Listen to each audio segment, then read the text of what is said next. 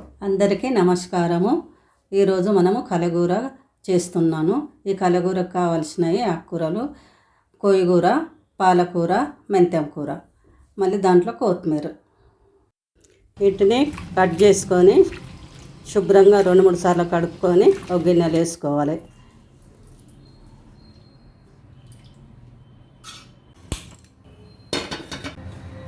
ఇప్పుడు మన బగోన వేడైపోయింది.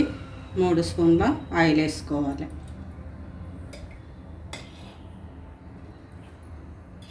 ఇప్పుడు మనకు నూనె వేడైంది. వేడి కాగానే ఒక ఉల్లిగడ్డ 2 ముక్కలు కరివేపాకు, నేను ఒక 20 పచ్చిమిరపకాయలు చిన్న ముక్కలు వేసుకుంటున్నాను.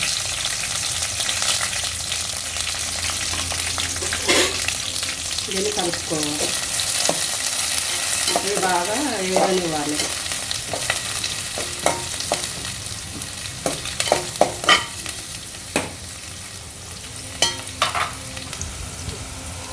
కొంచెం వేగినాక దాంట్లో 1 టీ స్పూను సాల్ట్ వేసుకోవాలి.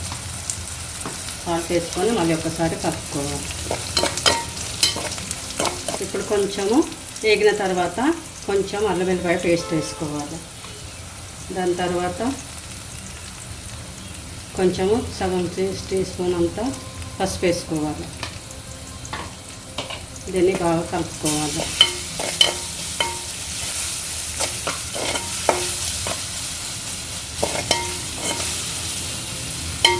దీన్ని కొంచెం వేగినాక బాగా కలిపి కొంచెం వేగినాక దీంట్లోనే 2 టమాటాలు వేసుకోవాలి. చిన్న ముక్కలు వేసుకొని ఒకసారి కలుపుకోవాలి. ఇప్పుడు మన టమాటా ఉడికే వరకు మనం మూత పెట్టుకున్నాం. ఇప్పుడు మన 2 నిమిషాల్లో టమాటా కొంచెం ఉడికిపోయింది. ఇప్పుడు మనము దీంట్లోకి ఆకుకూర వేసుకోవాలి.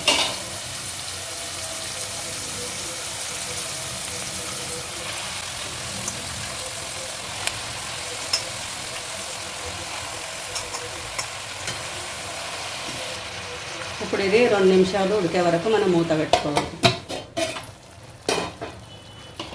ఇప్పుడు ఒకసారి కలుపుకుందాం. దీన్ని మంచిగా నీట్గా కలుపుకొని మళ్ళీ మూత పెట్టి మళ్ళీ నీరంతా గుంజుకపోయే వరకు ఉడకనివ్వాలి.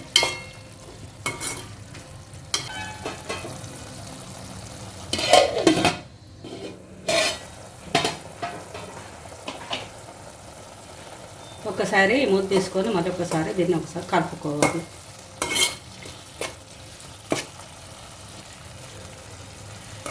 ఇప్పుడైతే ఇది ఉడికింది, కానీ ఈ నీరంతా ఇనికిపోయే వరకు పెట్టుకోవాలి. ఈ నీరు మొత్తం పోవాలి ఆకుకూర నుండి. అప్పుడైతే మన ఆకుకూర మంచి టేస్ట్ అవుతుంది. మధ్య మధ్యలో ఇది కలుపుతూ ఉండాలి. ఎందుకంటే ఇది అడగంటితే దీని రుచి అంతా పోతుంది.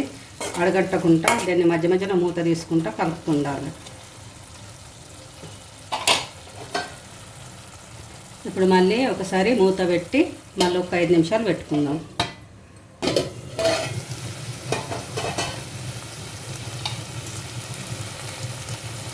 ఇప్పుడు నీరు మొత్తం గుంజుకపోయి నూనె పైకి వచ్చింది. ఇప్పుడు మన ఈ కర్రీ అయిపోయినట్టే. మేమైతే కొంచెం కారం ఎక్కువ తింటాము. మరి మేమైతే ఒక 5-6 పచ్చిమిరపకాయలు ఎక్కువ వేసిన. మీరు ఒక 10 పచ్చిమిరపకాయలు 10-12 పచ్చిమిరపకాయలు వేసుకోండి. మీకు రుచికి తగ్గట్టు, కారంకు తగ్గట్టు. మేము కొంచెం కారం తింటాం, అందుకే ఎక్కువ వేసినాం. ఇది తోటకూర, పాలకూర, మెంతం కూర, కొంచెం కొత్తిమీర వేసి చేసిన. ఇది మేము తెలంగాణలో కలగూర అంటాము. అంత కలిపి వండిన దాన్ని కలగూర అంటాము. ఈ కర్రీ రెడీ అయిపోయింది.